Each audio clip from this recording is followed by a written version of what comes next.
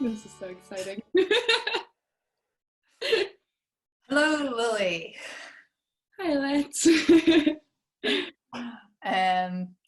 Yes, so we are doing take two of a conversation. We had some technical difficulties yesterday, and we're really hoping that this one does not have technical difficulties. So hello to everybody out there in the Scottish Storytelling Centre Facebook world. I'm Alette Willis, and we've got Lily Asch with me, and we're here to talk about the Real Talk project that we've been working on for the last 4 years. And we are doing that now because of Mental Health Week. So thank you for joining us. And I'm going to pass it over to Lily and to ask Lily if she can tell us all a bit about Real Talk, what it is, how it came about, all those sorts of things. Wonderful. Hello, I'm glad we're doing this. It's going to happen, and it will be recorded. It'll be great. So yeah, Real Talk is a social enterprise that's dedicated to mental health storytelling. And really what that means is giving people space to be a bit creative, to empower them with tools around storytelling to be able to craft a part of their own narrative and experience and being able to share it.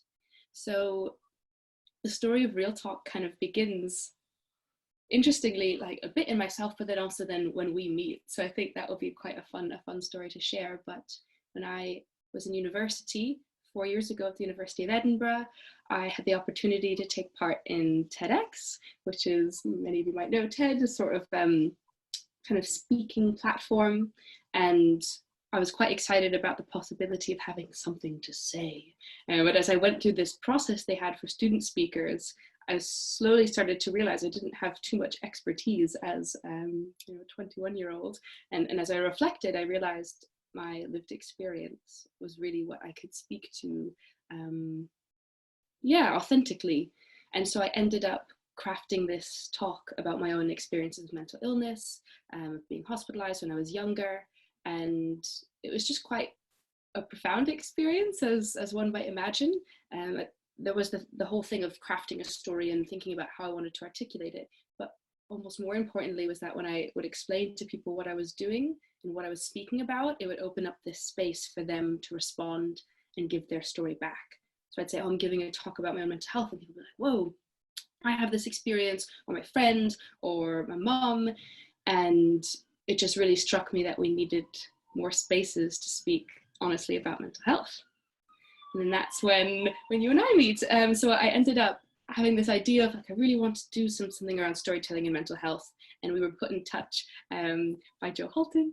And we had this meeting in Peter's Yard, I think, where I kind of was explaining to you what this vision was. I'd gotten a small bit of funding from the Edinburgh University Students Association to run a sort of little pilot project. And that's kind of how Real Talk was born.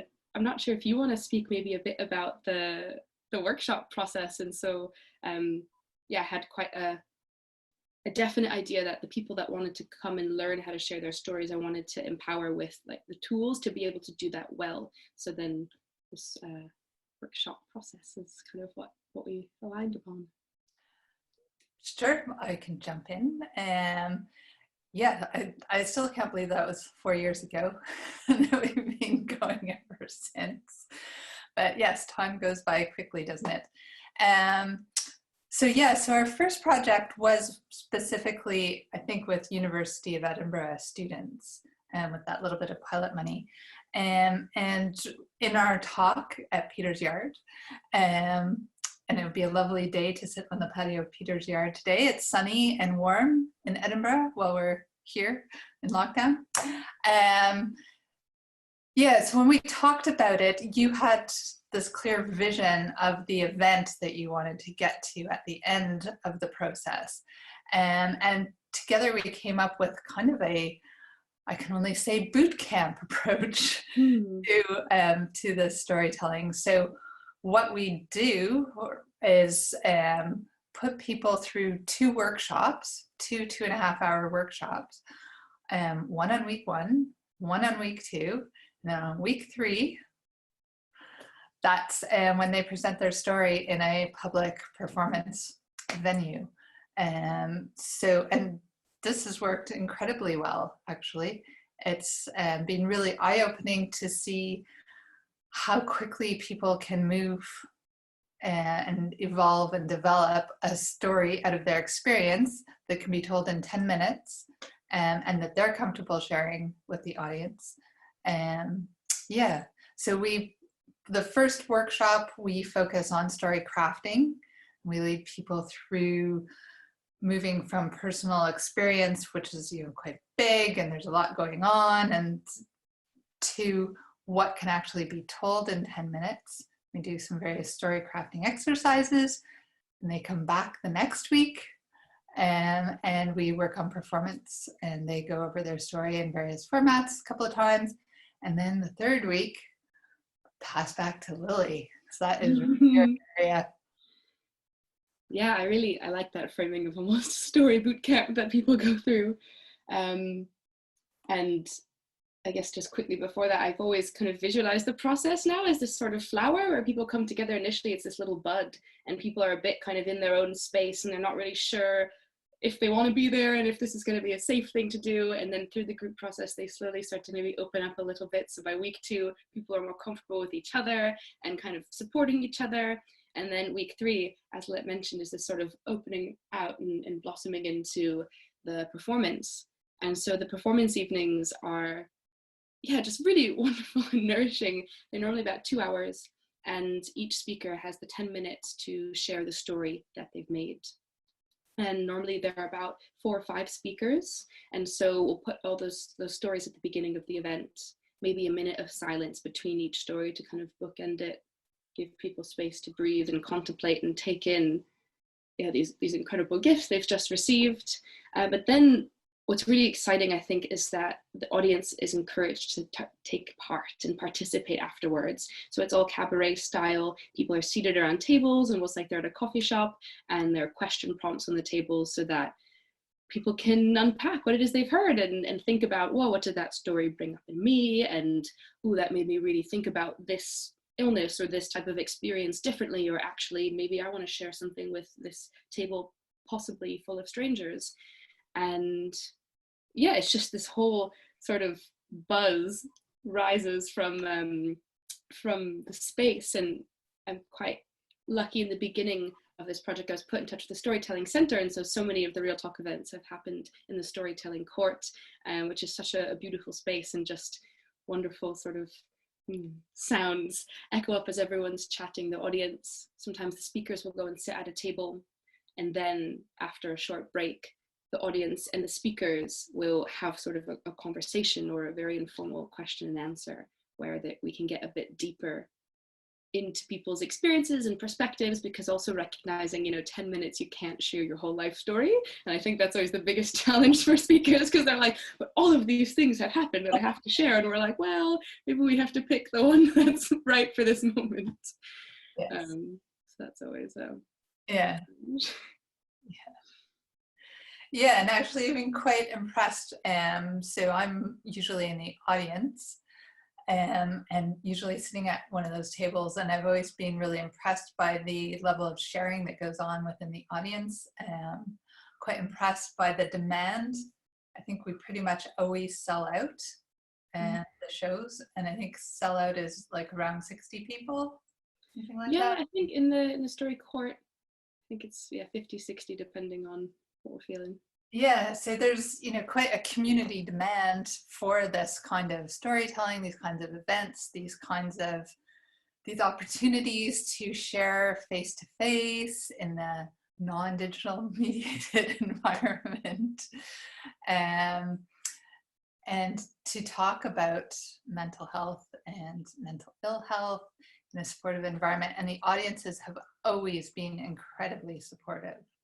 So when we open up that space, so the audience can actually ask questions of the people who shared their stories.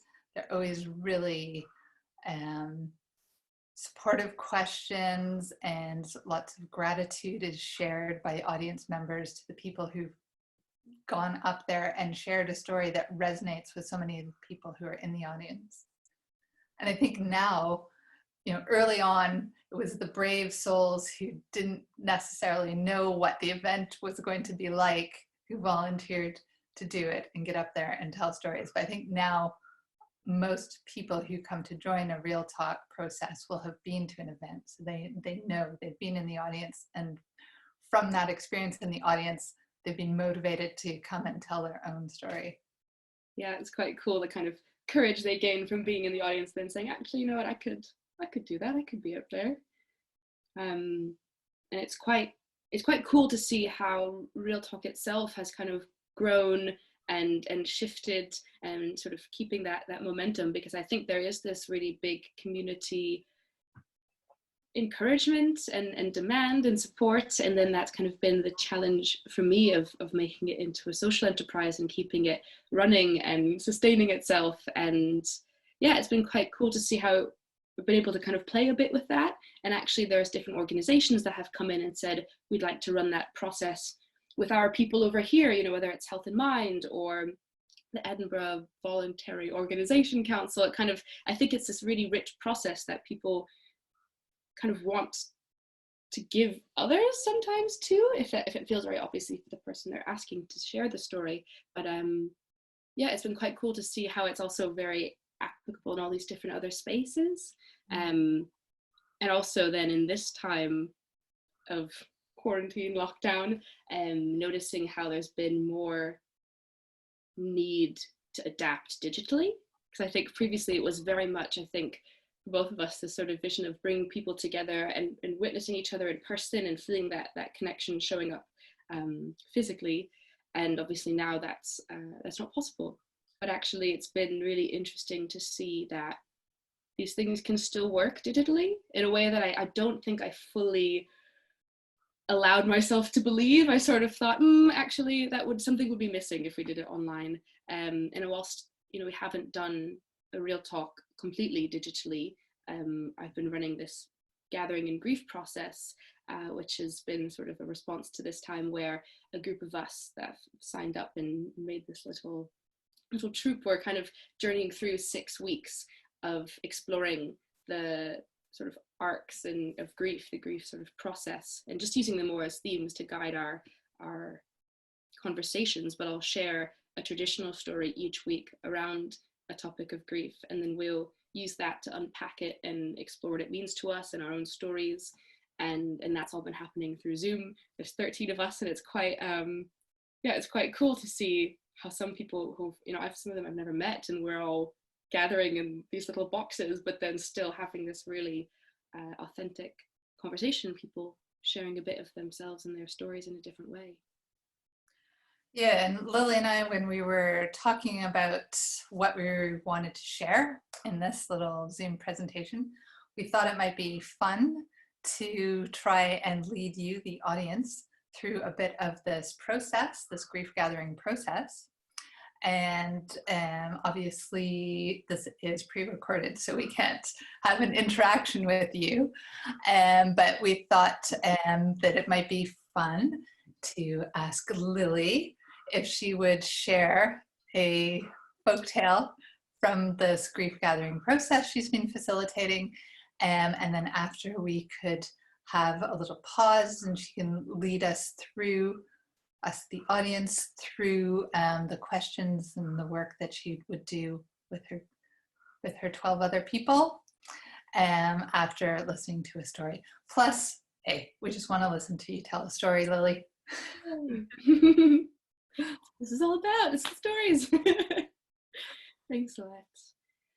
Great, yeah. Let's do this then. So this is a story from Lincolnshire.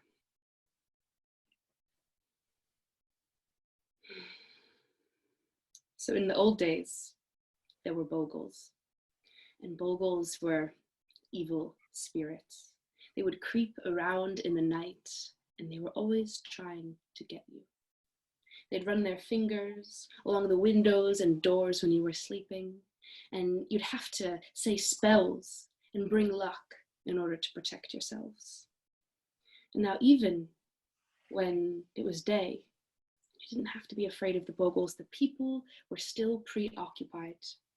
Because if it wasn't them, it was something else. Would the crops yield? And then there was the church. And there were the priests that were always worrying about their souls. So between Bogles and hell, they hardly had a day at ease. But still, these people kept to the old traditions. They would carry lanterns between their houses at night.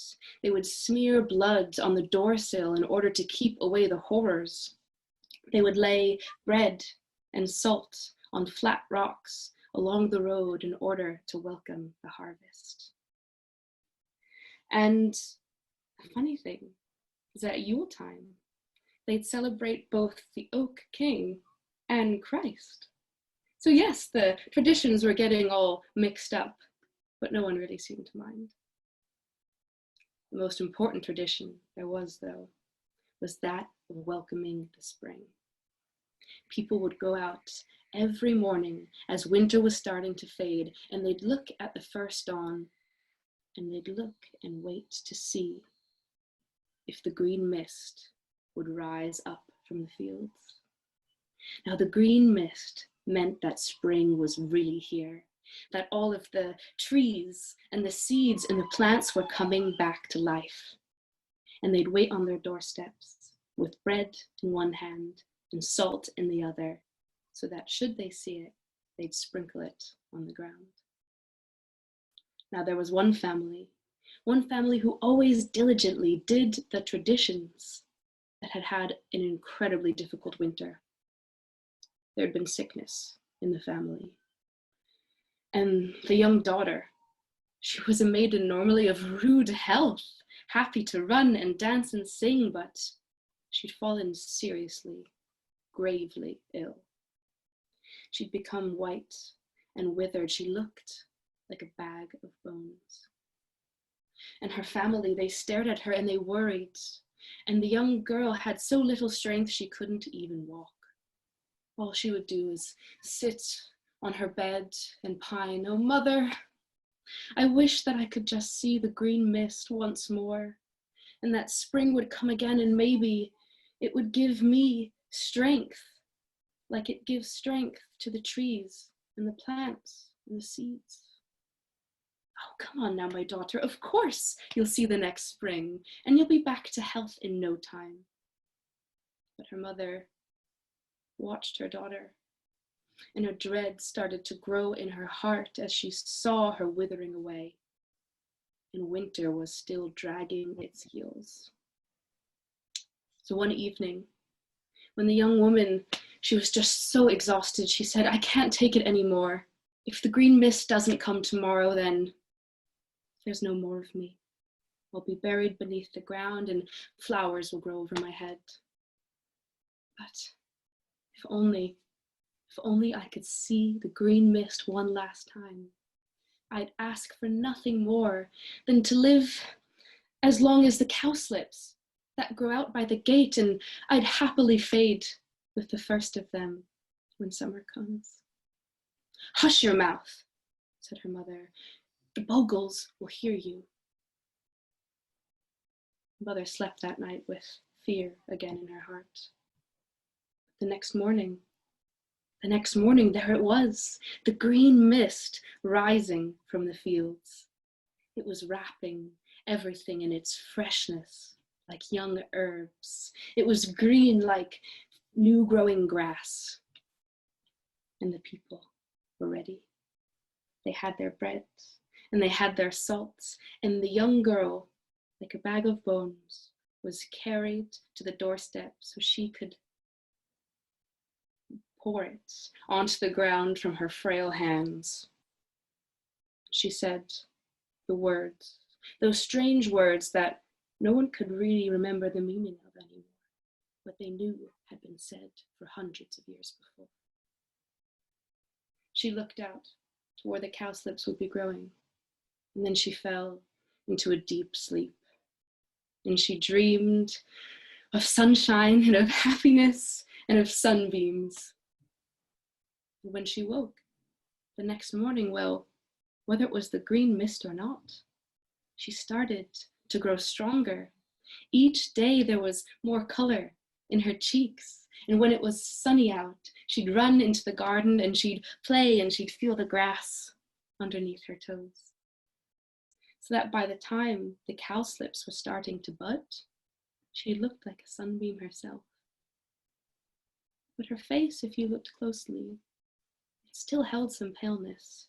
And when it was cold, because some days it would still be cold, she'd have to go in to the fire, shivering, huddling close to it. Then the cowslips, they bloomed. And the young woman was ecstatic. She would tend to them and she'd dance in front of them, she'd sing to them. And her family, they were worried that she'd gone quite mad. "Stop that! Stop that," said the mother. "If you don't stop tending to those cowslips, I'll rip them up, as long as it gets you to snap out of this." The young girl looked at her mother. "Mother, if you care for me, you will never hurt these cowslips. Besides, they'll fade soon enough. You know this." The mother, she didn't say anything. She just carried on and pretended like it hadn't happened. Now one day, there was a young boy from the village, and he'd come to pay a visit. See, he had a crush on the young woman, and he knew that she'd been sick. He hadn't seen her all winter. He'd even gone to church to try to see her face, and she hadn't been there. But there she was, well and jumping around. So he leaned on the gate, and he had a conversation. As they chatted, the sun was shining and the bees were buzzing, and he knelt down and he picked a cowslip. She hadn't noticed, but he twirled it around his fingers, and when he went to leave, he handed it out to her, a smile. The young girl took it. She looked at the cowslip. She looked at him. She looked at the sun and the bees and the green trees swaying in the wind. And suddenly she shirked from it as if the sun was burning her skin. And she ran inside with a scream. And it was the last time that she ever spoke. That night she lay on her bed with the cowslip clutched to her heart. And she watched as it withered. And as it withered, she slowly faded. So that the next morning, when her family came in, they found her cold and shriveled and dead. Her mother pulled the sheet up over her head, and she began to mourn. See, the Bogles, they'd heard her wish, and they'd granted it. She'd blossomed with the first of the cowslips, and then she'd faded with them as well.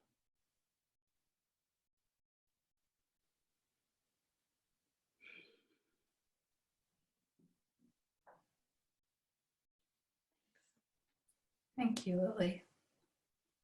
I've not heard that story before. It's Yeah. an interesting story.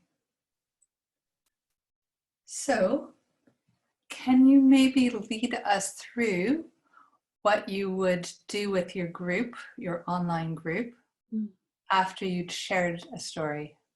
And is this a story you've shared with them? Yeah, so actually it was the one that I shared last week, and it's week 3 in the process, and the theme was bargaining. And so initially we'd start in the whole group just doing a bit of introducing, or not introducing, but checking in with each other. Then I would lead us in a short writing exercise, and then I'd share the story, which I did, this story. And afterwards then I'd give people just a quick moment to pause and breathe, and then reflect on kind of what stood out to them from the story.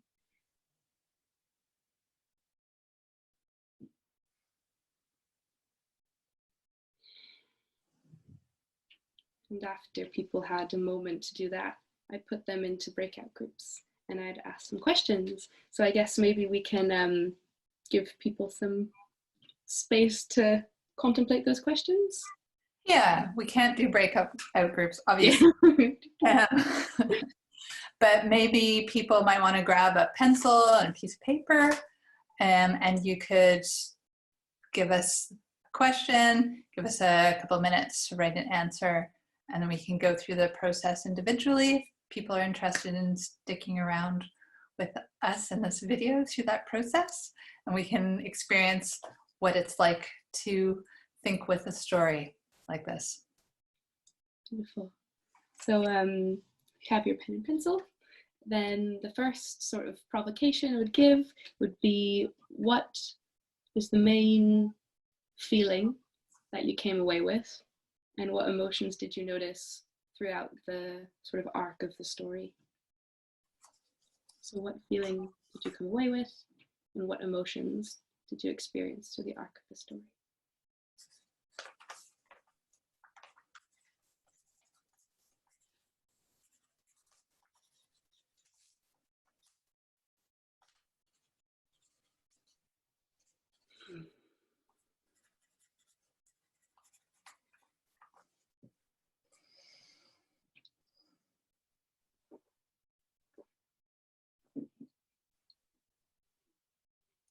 Great.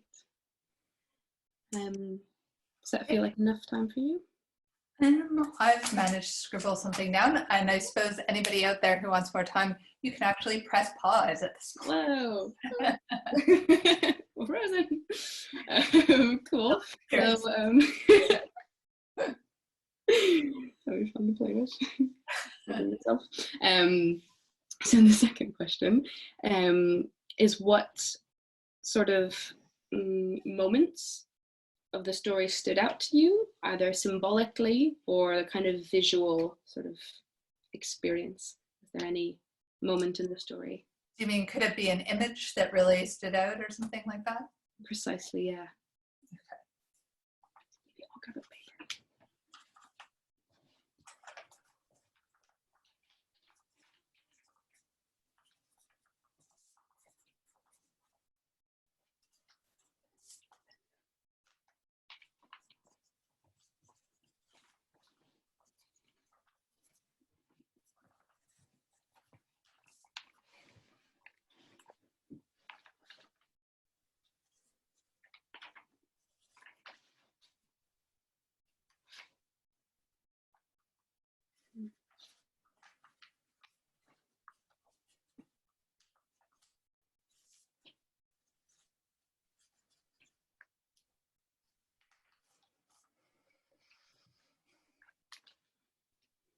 Wonderful.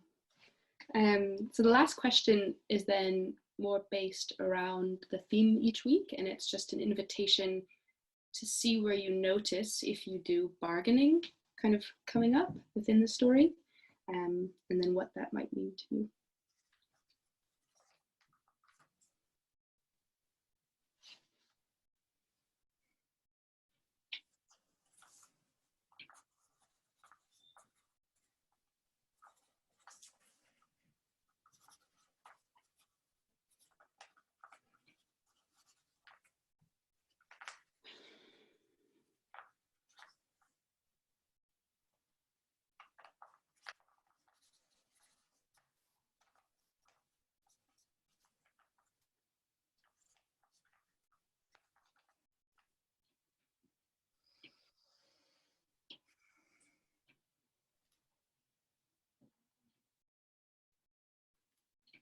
Wonderful.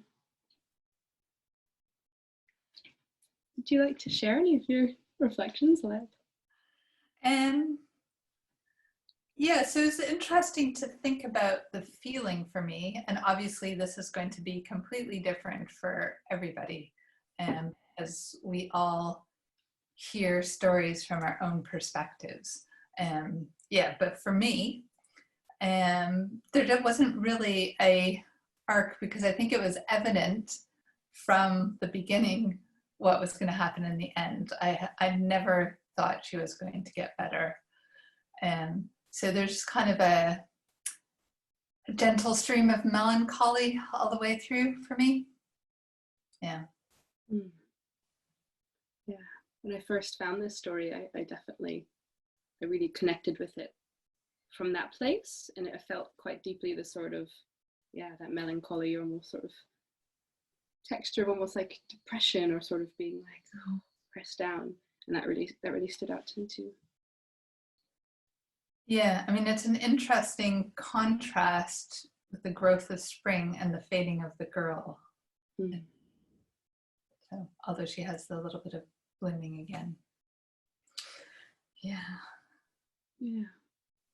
It was interesting. This was quite a rich story for the group last week, and just some really interesting things came out. That one person really noticed the sense of how you can be ill sometimes and also be flourishing. There's a sort of like, I don't know if duality is the right word, but this sense that even whilst she was becoming like the sunbeam or whatever, that there was still that kind of underlying current of that sort of sloping down, as you were touching upon. And I just thought that was quite a cool way to kind of ground it back, almost how we can sometimes perceive our reality now and how people experience illness. So that's quite interesting for me.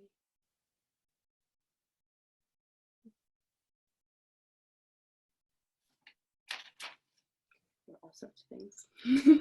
Too many notes to read.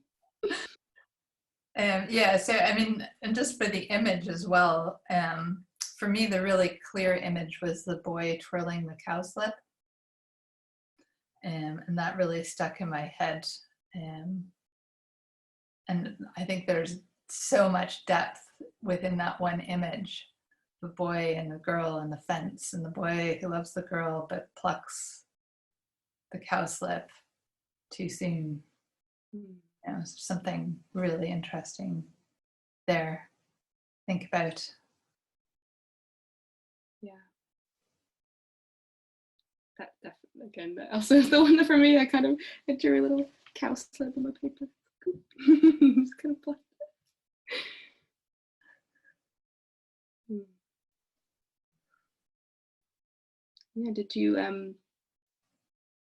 have that sense of bargaining within it? Well, I think like the technical bargain is made by the girl when she makes that wish. I mean, that is technically she's making a bargain with the fairies, which we know from so many stories, we should never ever do.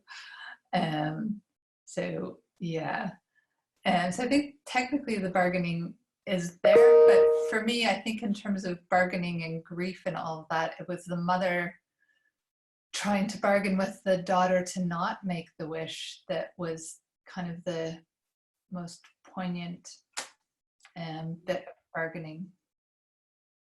Wow, I like that perspective. Sort of how someone, because there's this sort of element almost of mortality, kind of saying, well, actually, maybe no, not yet. I don't want to die. But then, yeah, the mother being like, hey, don't do that. Like, stop. Beautiful. Thank you. Thank you for leading me through that process. My pleasure. And hopefully you got something out of that too. I think maybe we can post those questions with the video if people want to have access to those questions. And yeah, and obviously you could always tailor those questions, but it is quite useful to have a set of questions to facilitate a process of thinking about a story in relation to your own experiences. And actually, we haven't mentioned this yet, but when we do the Real Talk performances, we do have a set of questions that we invite audience members to work through. And we start with some similar questions to these ones that are more focused on the story itself. And then the questions lead people to think about their own experiences through the stories that they've heard. So we might ask them to think about, okay, so what is it about this image that resonates with something in your own life? You know, as a way of continuing that thought process. more specifically when you don't have a facilitator present to help you move from the story to your own experience. Yeah. Yeah, it's funny then in the grief series, then that exactly would be done by me, where then I pose the question to people, okay, what does this mean to you now, and how does that, you know, impact or bring up something from your own life? So yeah, I think it's very useful to have some kind of guiding frame to kind of take you along that journey. And I think there's something really interesting. We started this discussion today talking about real talk, which emerged out of your interest in sharing personal experience.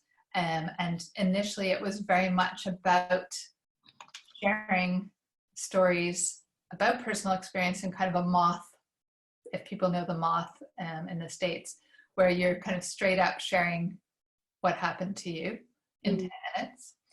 And I think one of the things that was quite intriguing is that a number of our Real Talk participants right from the beginning, some really wanted to do it that way, and others wanted to work with their material in more of a fairy tale way. So, you know, right from the beginning, we've had participants who tell their story as a children's picture book, or tell their story as a fairy tale, or, you know, kind of a heroic quest.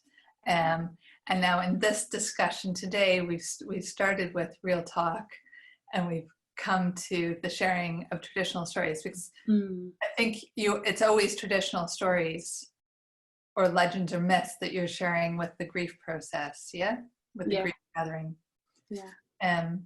I think that's really interesting, because, you know, these stories have been with their human communities for centuries, some of them, and these were, you know, used unconsciously, possibly consciously, by people over centuries. Stories have been used to help people give meaning to their experiences, to help them think through major life happenings, such as losing a child, droughts, you know, all of these catastrophes that we still face today. So, you know, while we now have the internet, we have Zoom, we have Facebook, we're still sharing stories with each other. And these stories from the past still speak to us really deeply, because at the bottom of it, the most important things are still the same for us as they were for our ancestors. And these stories, because they were passed down orally, you know, only the ones that people found the most useful would have been passed on to the next generation. So there's been kind of a honing of traditional stories in some ways to the ones that are the most useful. Concentrated story. This is it. Yeah, it's pretty cool. I guess personally I feel quite grateful for this whole journey, because I mean, from meeting you to being put in touch with the Storytelling Center, I feel like I've kind of slowly started to immerse myself more in traditional story, which has just been such a blessing. It's really life-changing, because now I'm a storyteller, and it's something that it feels like, yes, this is exactly what I would have wanted, but didn't even realize was this possibility. And I guess noticing, it feels like more and more people across the world are starting to recognize and value and really cherish storytelling. So that's quite exciting. And I mean, that feels like a good place to end this particular sharing, I think. Wonderful. Yeah, I guess I'll maybe just say quickly, if people want to learn more about Real Talk, absolutely. I'm sure it'll probably be linked, because the internet's, but you can visit our website, which is realtalkproject.org. Find us on Facebook at Real Talk Storytelling, and I'm toying with the idea of running another iteration of the Gathering and Grief series. So I guess if people are interested, they can kind of either get in touch or just follow us to see what happens. Great. Yes, we will assume that will all show up somewhere under this video, or to the side or above. So thank you everybody for tuning in and listening to us talk about storytelling and mental health and the projects that Lily's been getting going, getting moving, continuing on with. It's been a pleasure for me to connect with Lily, who's across the city somewhere on the other side, although we both have the same sun shining in on us today. So yeah, please get in touch with either of us if you have any questions or interests, and do follow Real Talk if this kind of thing is your bag. Yeah. Thanks so much, Alette. Great to chat. Thank you, Lily. Bye. Bye.